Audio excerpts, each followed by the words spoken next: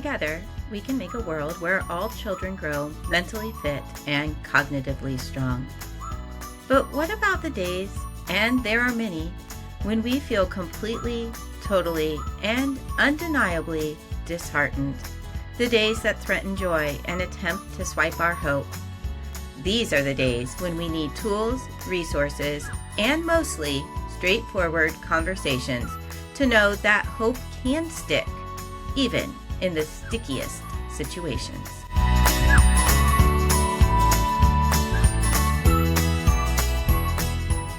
Hey everybody, welcome to our first straightforward conversation on our new space called Sticky Hope.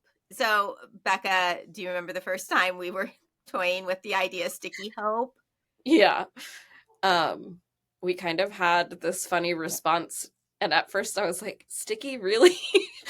I'm not Ew. sure that's the word. Yeah, ew. But then as we kept talking, as we do, um, we realized all of the meaning that sticky held, right? And we thought through like sticky hope.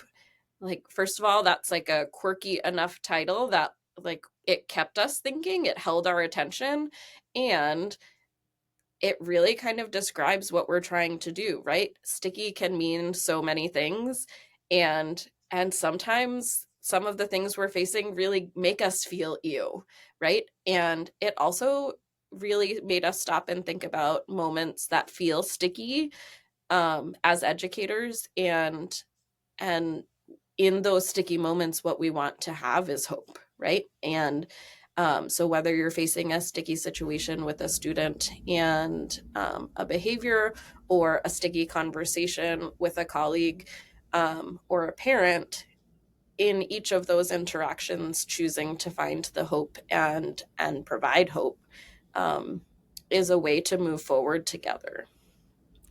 I think so, and we've been kind of thinking about hope that sticks, even in the stickiest situations. So, for me, sometimes I don't like hope, or I feel like hope is a liar.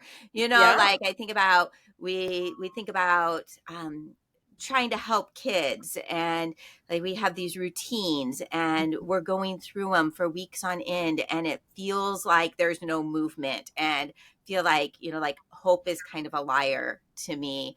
I know I've felt that a lot, and so this idea of like, but hope, it is what propels us. And in those days where like there's some years where it feels like a rocky class, or feels like it takes a lot of grit to get through the day, and what's getting us through is hope. And so I'm thinking about like some of these sticky situations, and you and I have been talking about them. Yeah. And I feel like we've kind of have like a continuum. And I wonder if other people feel this way too. So when we're thinking about tricky behaviors, it can be like from distraction, where it's Yeah. just maybe a kid is, like head is down, or they're rolling on the carpet, or Yeah. it starts snowing and out the window and everybody's distracted. We lose our The end. focus. Yeah. Right? So like these distractions, but it can be all the way up to like destruction. In our classrooms, where kids are maybe throwing chairs or knocking books off the bookshelf. So we're kind of thinking of this continuum, right, of tricky situations that we find ourselves in. Yeah, and I think as you and I have had these conversations, we've realized that in those really tricky situations, it can be the hardest moment to find hope, right? As teachers, those moments where you have three kids shouting out and one kid's rolling on the rug and another kid got up for their 13th drink in your lesson, like you're just like, are you kidding? Like, when are we going to be able to move forward? When are they going to understand where's the hope, right? And in those moments, it's most crucial to stop and find that hope. And the hope is in the moment after and the moment before. And um, I think that's part of what you and I talk about is we spend a lot of time thinking about the antecedent, what came before those hard, tricky, sticky moments. And then how did we choose to move forward? And like we don't like in my classroom every day. I'm not perfect, and not every moment is a perfectly hopeful moment, right? But in the moments that I'm able to choose hope is when I see that growth. And the act of teaching, I was just thinking earlier today, like, is an act of hope, right? Like, we know that as we make these moves, we are going to make change with these kids, and they're going to help change us and teach us as alongside the work that we do with them. And in the real growth comes those really tricky situations.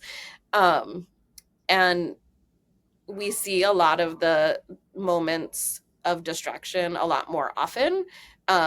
But another thing that you and I spend a lot of time thinking about together is, um, we're seeing a lot more of those bigger destructive and disruptive behaviors in classrooms than we ever have before. And it's a really hard conversation, and it's a conversation, um, not many people love to have, because it is scary at times, and it's intense, and it's hard to know how to handle them while preserving dignity of the child and the other children in the class, but also protecting us as teachers, and knowing how to move forward together to keep making growth. Yeah, I think that's what I'm excited about because we don't have it figured out, right? Like, Yeah, and just when you think you get it figured out, then something else happens. I like that's just kind of the nature of the of of life. yeah, And there's not one single answer that's going to work for every kid. It's just going to really take some time and just like understanding. So I remember, being in your classroom and there's a kid and who was kind of distracted and you were like, "Are you hungry? Do you want something to drink?" And I was like, mm, "Oh, it wasn't, oh, that kid is lazy or they're attention right, seeking, but it was you're like, are their needs met?" right, And as we do that, does that work every time? No, it doesn't work every yeah, time, but sometimes. And so I think I'm excited about just kind of chronicling some of the thinking. I'm talking about the things that are surprising to us, yeah, and then thinking through how does that prepare us to be ready to go the next day. And that's I think that's one of the reasons why we kind of were like, hey, it's finally time to start. Like we need to do yeah, something, right? We don't know right, all the answers, but like let's get started. And so I think it's looking like these conversations here and sharing some tools and resources and books with people as we just really begin to think about how how do we how do we hold on to hope even when things get really tricky? yeah. I'm excited to figure things out together and learn alongside each other, um, and face new things together. In reflecting on situations we've faced, we learn new things, and we also notice what works. And that can be another source of hope, right? When you're able to look back and see what has helped, and to think through what you could do differently the next time. Like you said, we don't have all the answers, but we can see that it's time to start thinking through how to find some answers to some of these things to give hope, for ourselves, but also for the teachers out there who are also facing these tricky things. So, Becca, the thing I'm most nervous about or worried, like, is that we're gonna get like life can be a little bit chaotic Mm. for us, and Yeah, like that like, are we gonna be able to have these conversations, and how does that work? So, I just want people to know, like, we have these really beautifully messy lives outside of school. So, like, do yeah, you want to tell people kind of what your like what happens after school hours? yeah. So I teach kindergarten all day, and it's a beautifully chaotic, wonderful place of learning. And then I come home to a changing number of children. My husband and I are foster parents, and we range in number of kids from 4 to 7 at times, and they range in age from 4 to 15, and we think they're the most incredible kids on earth, and also they can make some really interesting situations come up. So life can be really messy at home, and also it can be really beautiful. So yeah, chaotic is a great word for our life. We call ourselves a circus because there's always something happening, um, and it you can never count on a chunk of time. And also, we're getting to a phase of life where we're starting to be able to make chunks of time work. So I'm excited to be able to figure this out, but it's going to be a journey to figure out how to make this time work. Definitely. And I think what's so interesting is we connected because of writing and Yeah. literacy. And then in one of those first conversations, you shared that you were a licensed foster parent. And I was like, oh my goodness, we've adopted our kids from foster care. And so I think it's an interesting perspective. It's one of the reasons why I really enjoy our conversations, because you keep us grounded in the reality of like the daily life with kids, and some who have really been scraped by hard parts of the world. And then my kids are all older now. So when we adopted them, they came to us when we had one that came to us at birth, and then one who was 4 years old, a 6 year old, and a 7 year old, but in different adoptions. They didn't all come at the same time. And now they are all young adults. They've all graduated from high school and they're out living the world. And so we have this perspective, right, of Yeah.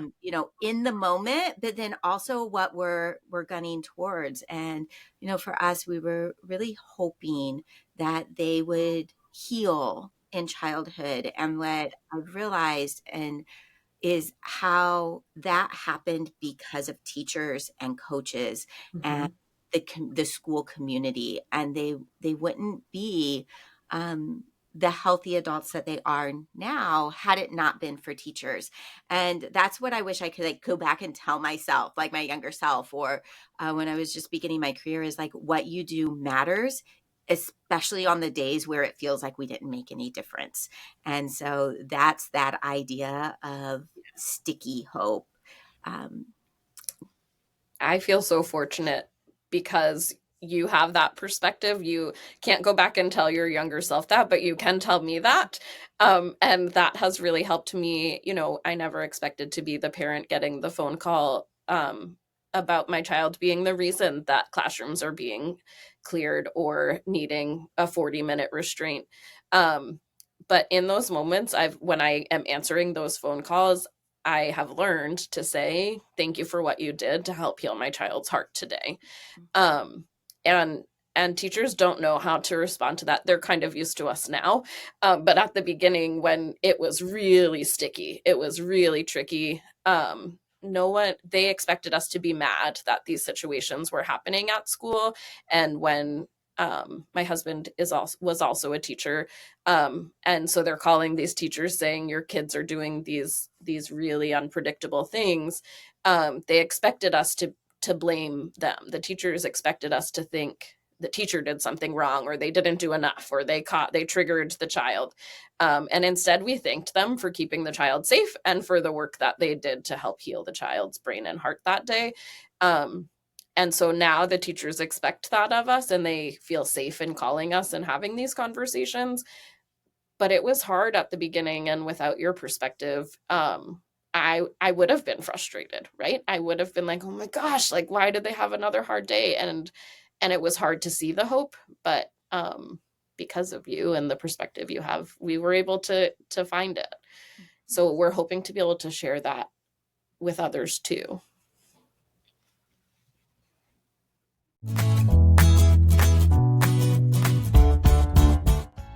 Always let hope stick, even in the stickiest situations.